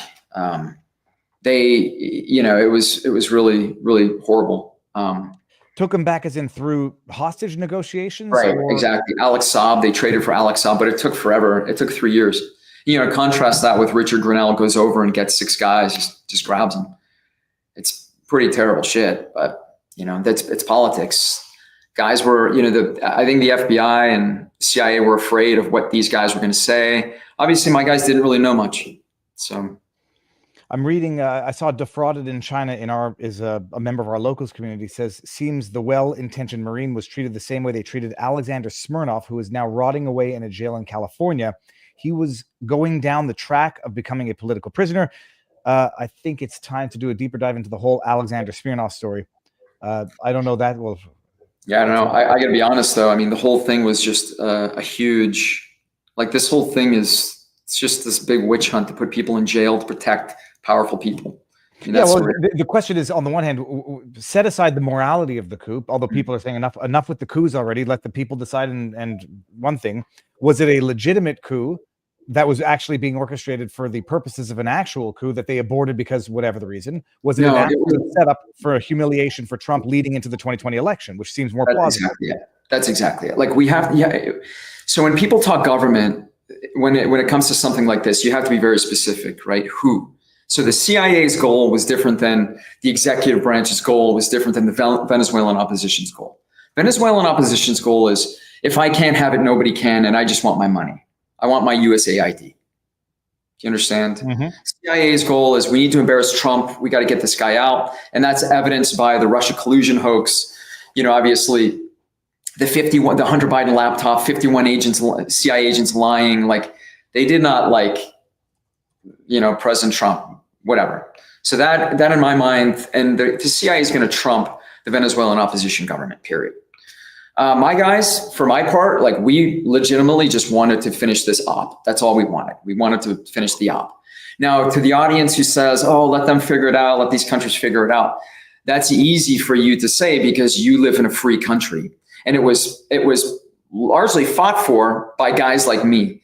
So if you want to hate military guys trying to free other, countries and make them free, I mean, I think that I would say you have a very naive worldview of what it really takes to achieve freedom in a country. To be perfectly blunt, the French helped us in 1776. George Washington lost several battles. I mean, the only reason that people have freedom, and he didn't have the whole, everybody wants to stand up and say, I support you, we're going to do this and get freedom. That didn't happen in 1776. They had a ragtag group of dudes. And it wasn't until the French came on board where they actually started to organize militarily. And it is interesting. I delved into that on the way back driving from Canada over the summer and watched The Patriot. But the reason why the French got involved was because of a long-standing feud with Britain. So it wasn't necessarily even to help American patriotism. Right. It was for their own political profit. Exactly. There's a lot of everybody, as well as I do. People want to. The way you get freedom is you have to fight for it. You have to fight for it, right? So you can do what I did, which was largely a military intelligence style operation, or you invade. Choose it. Or you do what they're doing now, and I don't know, threaten to jail him. I think they just seized Maduro's plane, and they'll seize assets and sanctions, and that'll hurt. So if you remember 4 years ago, the run up, it was far worse than that. There were sanctions. There was. There were threats. The saber rattling back then reached, a boiling point. There was a carrier or a destroyer group storming for Venezuela. Like everybody was on board with this. The fact that that destroyer group left, I don't know, maybe a week before my guys were in position. I mean, this whole thing was orchestrated. It was not. Yeah.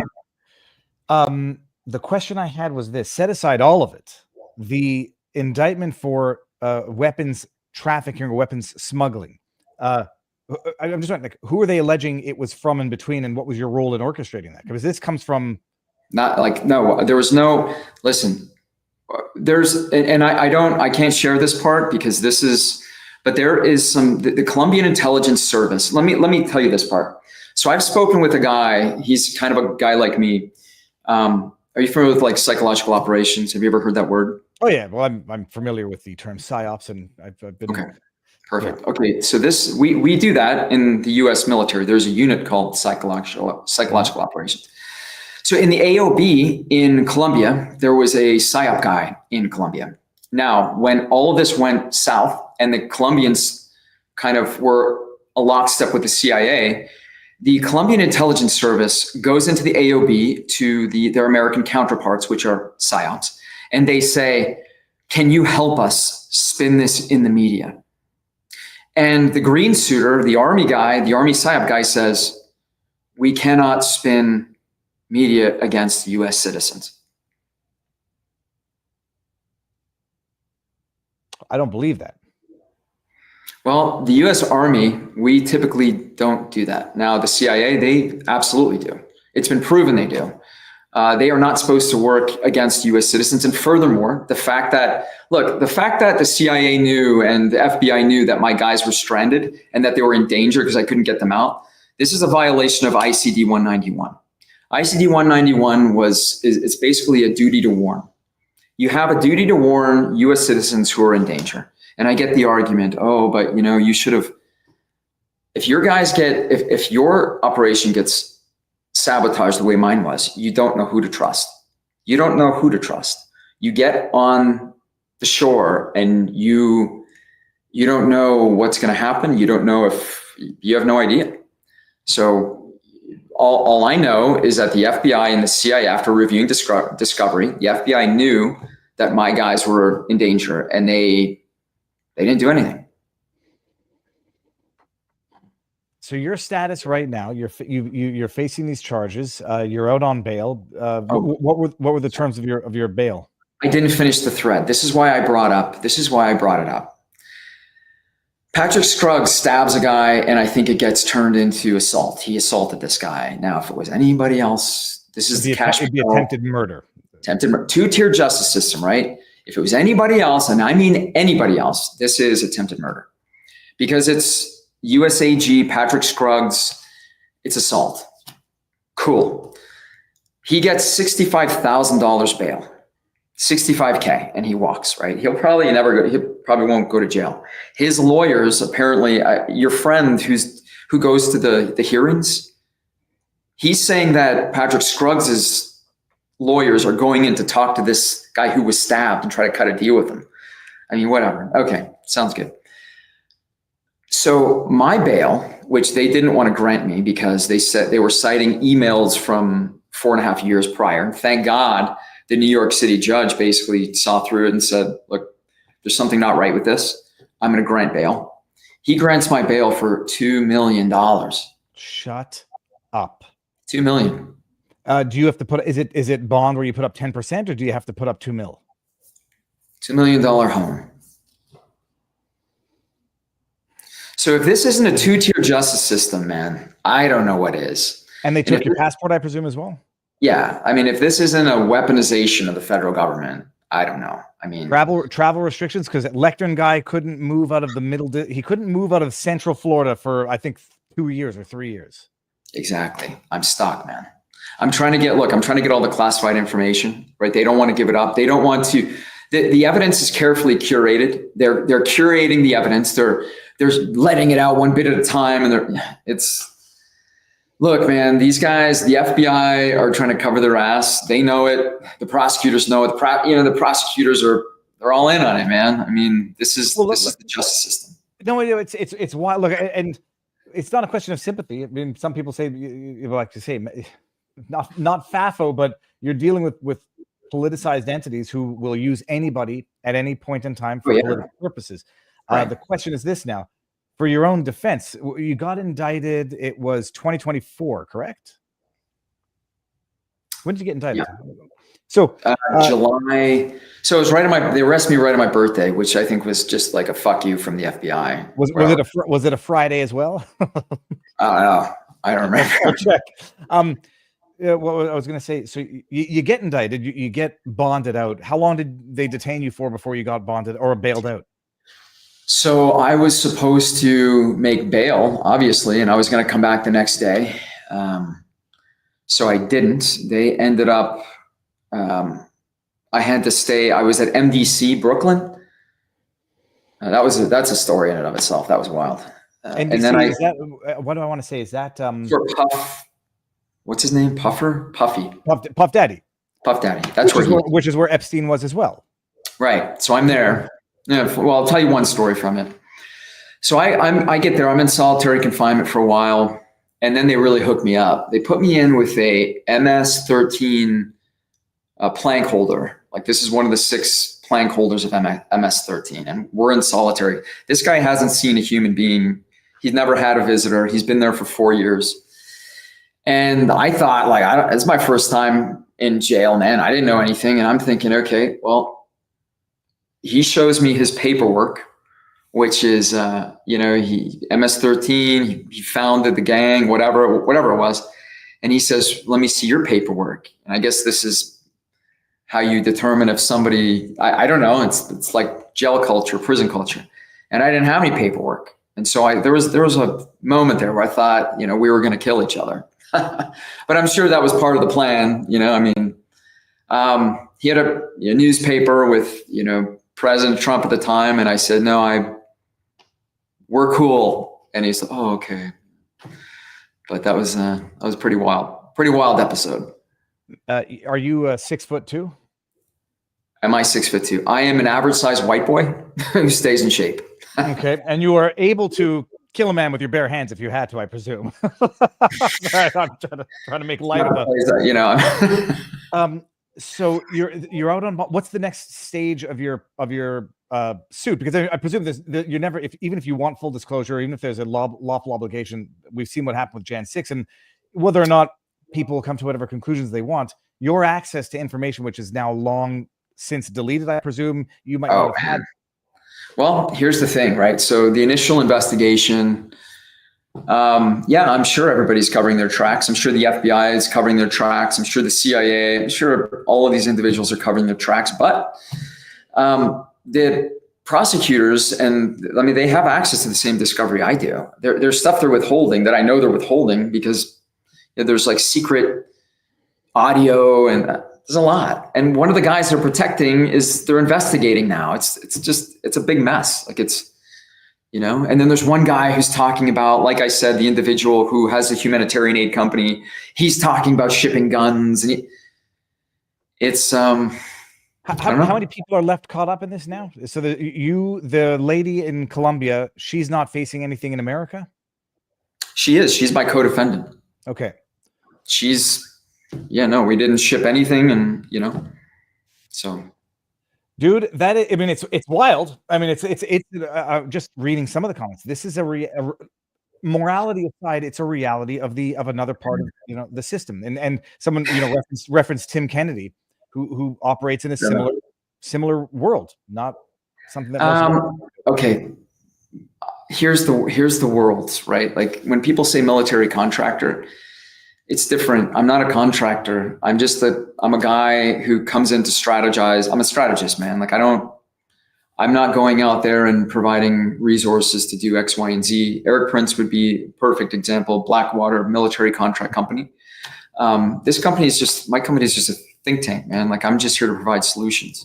I think Tim Kennedy, he's National Guard, Green Beret or something, but the scale of the operational problem set is different. I mean, it is different, and there's no safety nets, right? Like this, I never in a trillion years, and this is the crux of it, right?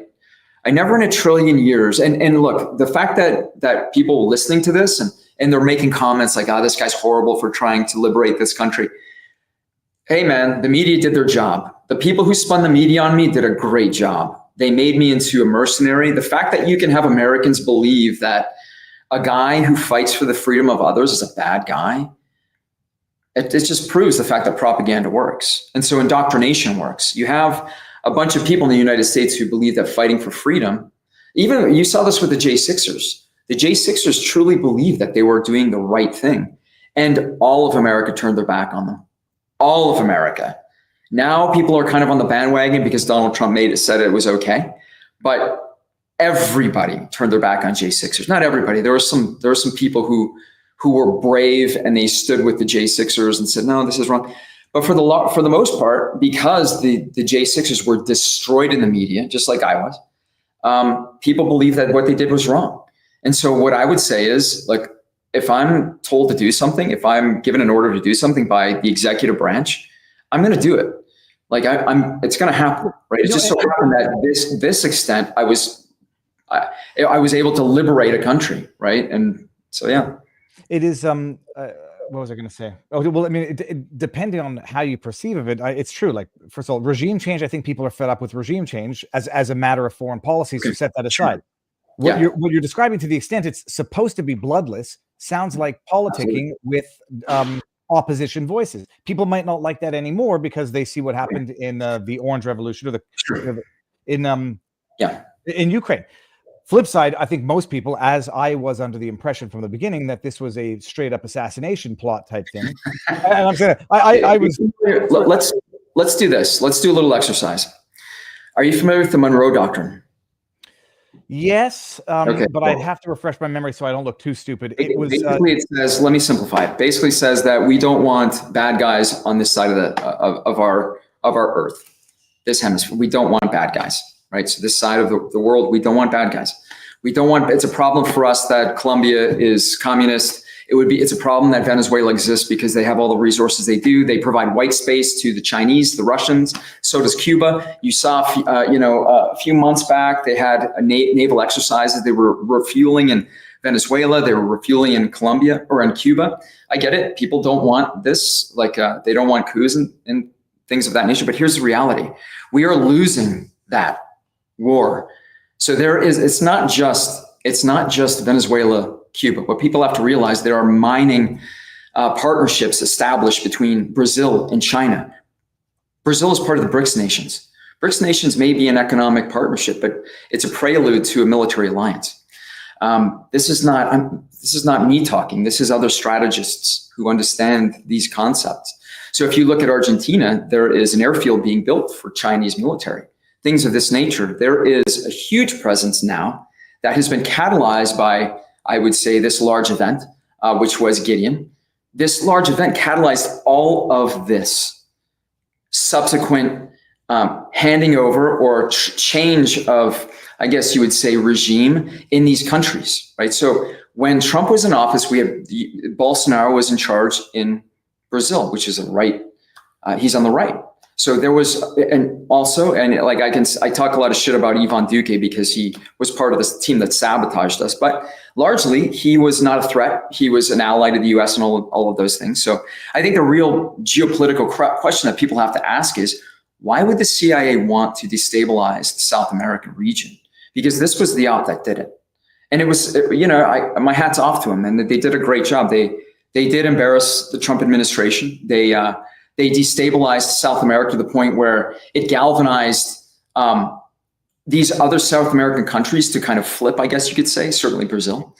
Certainly Venezuela maintained its I guess you would say it's tyrannical hold with Nicolas Maduro. So this is high level, world chess, man. Like I don't think for a second that I wasn't playing it as just, I didn't think that the CIA was that diabolical that they would hang Americans out to dry. I was, but at the same time, the soldier in me was. I'll rephrase it. You knew that the CIA hangs Americans out to dry. You never thought they would hang one of their own players out to dry. And right. Maybe potentially double betrayed. Yeah. Technically speaking, I didn't really care what the other people in the boats were doing. I mean, I did, but I didn't. It wasn't, their op was a different op, and I knew that they were compromised, and that was okay. I was worried about what my piece was doing. Do you understand? Like I was worried about linking up and doing what I was going to do. They were worried about what they were going to do. Set aside the morality of everything. The only question is, did you traffic firearms for the purposes of this? And just, making it make sense. I can understand the rationale, which would be at that point, we needed them for separate reasons because it was, we were already set up to fail and we actually did it, but I had good reason, or I just never did it because it was supposed to be bloodless to begin with. Quite simply, think about it like this. I have a SOFA status agreement, which allows me, and look, and full disclosure, I was given authorizations to do anything I wanted, to do whatever I needed to do, whatever you need to do. Cool. I would have felt more comfortable if I had like ITAR for the later stages of the operation. And I think it was known, it was expressed to me, and it was, I guess you could say, it was represented to me that, anything you need, you're going to have it once this is finished. Perfect. So no, like there was no, I guess the evidence of this is there. I mean, it's one thing for people to say, yeah, this guy did it or whatever. But the fact is, no, there's no need. There's no need to. This was a bloodless operation, as evidenced by the very first email that I sent out. So. Stop the China Hustle Fraud says, does the CCP, Chinese Communist Party, have control of the FBI, CIA, or any of its parts? I think they work together. Am I wrong in thinking they work together on important stuff? I think that, yes. So the IC it comprises anybody with an intelligence component, right? So FBI has a large intelligence component. This is what Kash Patel wants to destroy and dismantle. He wants to get rid of it. The CIA, obviously Central Intelligence, NSA, you've got DEA, but all of these agencies have an intelligence component. These intelligence components all are a subset of the IC. So anything that has to do with military intelligence also. These components will have task forces. These task forces will meet, there'll be meetings, right? In one meeting, for instance, Secretary of Defense, Mark Esper, Mark Esper meets in a room with, it's Venezuelan, and this is, back in probably 2020 or something. It's in Mark Esper's book. He talks about a meeting between the National Security Advisor, the US, and Guaido's right-hand strategy guy. And the Venezuelan guy says to the American, the operation in Florida that we're working on, that you guys know about, we're not ready yet. And he's talking about my operation. Mark Esper basically confirms it. And the American says, yes, it's okay, or whatever. He nods and agrees, right? So a lot of the evidence that I'm saying here, it's confirmed open source. Like it's in writing, and it's out in people making books and all of this stuff. So it's out there.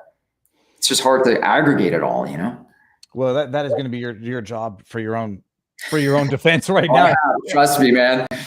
So what do you have to do to get documentation? Does FOIA requests even apply here? How do you get disclosure from I don't know. Who are you dealing with now? It's a new administration. Are they going to be more amenable to full disclosure, or I don't know. I guess it depends. I mean, yeah, I think so. I'm hoping so. I think that it's important to try to get to the bottom of what happened and who precisely sabotaged this and who made the decisions, and whoever made the decision to put Alcal on the list, that conversation, that has to be made public, man. I mean, bottom line, Americans, got hung out to dry. I said we were going to talk about the your security company, but there might not be enough time for that now. Are you able to continue working while you're out on? Yeah, I mean, the company's still open. I still, I'll consult here and there, but largely I'm just trying to get, I mean, look, man, this thing was, the fact that my team and that they're criminalizing us and not going after like the real villains of this, for somebody like me, and I get it, in the media, I'm this horrible mercenary, but it's a terrible thing. I mean, you're going after a woman who gave everything to a country and put her own money in, and she's scared, man, but they don't care. It's more important for the United States government to protect its own people. And the only way they can do that is to burn down and to have, fall guys. So I think it's horrible. I think it's pretty disgusting, but you are, well, I presume you're not appealing to, but trying to make your story known so that the powers that be can hear this out. I don't know have you done many podcasts? Because I didn't actually hear many of this duration getting into the weeds. Yeah, I did a podcast, and I mean, like you, within 1 minute, I went on the Big Mig podcast show, which is, he's awesome, Lance, and he's great. And he, like you, just right away, okay, this was the CIA trying to embarrass Donald Trump. It was really just trying to weaponize this against him. It was the whole point of it. But he got it. I didn't have to say anything. Just like you, one of the first things you said was, okay, well, this was an obvious attempt to embarrass Donald Trump. I can definitely see how that, I mean, I can see that being it's a crazy plot, even by Trump's foreign policy, foreign intervention policy. But man, the details of that, it will be a book. So, I mean, look on the bright side. To be honest, man, we've covered about 10%. And let me ask you a question. How does a guy like me, a crazy mercenary soldier guy, how do I get in the room with diplomats, with many presidents, with generals? How do I do that? No, well, I knew you did security for Trump at an event in 2019. You get the call from the team at the very least. Here's the answer. Here's the answer you're searching for, because I'm trained to. I was in the room with, look, there's businessmen in global governments. These guys, this is what they do. They make business deals. They weren't able to do a business deal. These guys do $100 million business deals. This business deal was $500 million. These guys do business deals. They've done many. I mean, why was I able to go in where they couldn't and get a business deal done and signed with the president of a recognized country? That should be the first question people are asking, but that's never asked because it's all framed, framed the way it is. It's not because I'm, it's because I'm trained to do this. One thing is it's a question of framing, also a question of packaging as well. Like It's one thing, partaking in a political coup, working with opposition to try to, okay, that's politics. Shipping guns in, making it sound like it was supposed to be an assassination of Maduro, which could throw the world into turmoil, is another thing entirely. And the only question is going to be what people think about this after having watched it. Who shipped them? I guess is the question. I'm presuming you know that I've got I have a pretty good idea. If your defense is I had nothing to do with it, you don't know who shipped them. Not only that, well, yeah, absolutely on the merits. That is absolutely both my co-defendant was in prison in Colombia for 2 years. She didn't plead out. She could have said, okay, fine. No, because she's not going to lie. For what? For what? So bottom line is somebody did it, maybe, I guess, right? And if it's a CIA op, and if the Colombian intelligence, and this is the other part, the discovery that they haven't given us yet, which there was a lot of, funny business on the Colombian side of this.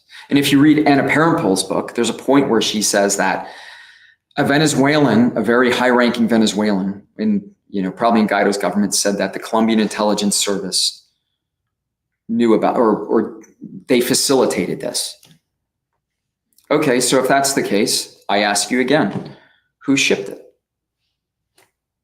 So if it's a CIA op, if they're in Jamaica and they're, sabotaging my boat, if they are putting my linchpin for all, on a wanted poster and pulling him out of the equation, they're ensuring that the Colombian intelligence, the Colombian military and the ELN are going to pressure my men out of a border coastal position.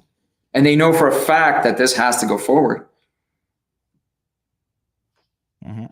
You tell me, man. I can see it. Jordan, let me do. But we're gonna end this, and we'll say a few words offline. Let me just do one thing before I forget, because you look healthy, and it's not a. This is our king of biltong over on Rumble. I'm going to read his Rumble rant, which is get back to eating healthy by adding some tasty high protein biltong to your diet, B12 zinc. It's fantastic stuff. I just got a new package. Biltong, I got the package with the book right here. So I'll be signing my own book and sending it back to Biltong. Biltong, thank you. And then we just got one last tip in here. Another one from Stop the Hustle. LA police officers in Jerusalem told me some prostitutes on the laptop were FBI agents. He is right. Biblical amounts of money, the China hustle. Yeah. FBI is. Well, you'd say, whether or not a lot of us knew the CIA is up to no good. They've been up to no good forever. It just sounds like you thought they wouldn't turn on. Well, not that you thought, you were part of the plan, and now you became. I did my best to mitigate it. I really did. I just, Yeah. Dude, okay, we're gonna say proper goodbyes afterwards. Locals, I'll do a locals our exclusive part later from the Tesla Cybertruck. I'm gonna go for a drive. Yes, sir. Can I give one shout out to Lance at the Big Mig Show? Is that cool? First of all, do that and tell people where to find you, because I don't know that I found you on Twitter yet. Yeah, to find me, it's Jordan G. Goudreau. Jordan G. Goudreau. Okay, we got it right here. Okay, I should have put that as my, I guess screen. Dude, look at this. Hold on one second. Let me bring this out and let me bring this back up here and make sure my DMs are not open. Hold on one second. Let me just make sure they're not. Okay. Here, and here. Where is this photograph taken? That is Afghan. I think that's either it's not the ad wall. That's probably just green zone, just me overlooking. To the left is probably the ad wall. Wow. Wild. Different role. Then this is you. That is me. That is me. Yeah. So shout out who you want. Mitch at Lance, and I'm gonna butcher his last name. Migliacci at the Big Mig Show. He was the first guy, I guess, to have me on his show, and like I said, just like you, within 2 minutes, he said, "I know exactly what this is." So yeah, well, it plays like a comedy, like sort of a Tropic Thunder type comedy. It was, except it's not funny for you just yet, because it has to have a happy ending for you and a little bit of passage of time so you can get past the trauma. Right. Exactly. Well, we're going to be, I'm definitely going to be following it, Jordan. Everyone knows where to find you. I'll pin your Twitter feed up afterwards. So you stick around. We're going to say a proper goodbyes. Locals, I'll see you in a bit. Rumble. Hold on. What's coming up? Oh, yeah. Our Sunday night show is going to be tonight at either 6 or 9. I have to double check with Barnes. But this was wild. Jordan, thank you very much for coming on. Thank you. Appreciate it. Everyone, see you soon.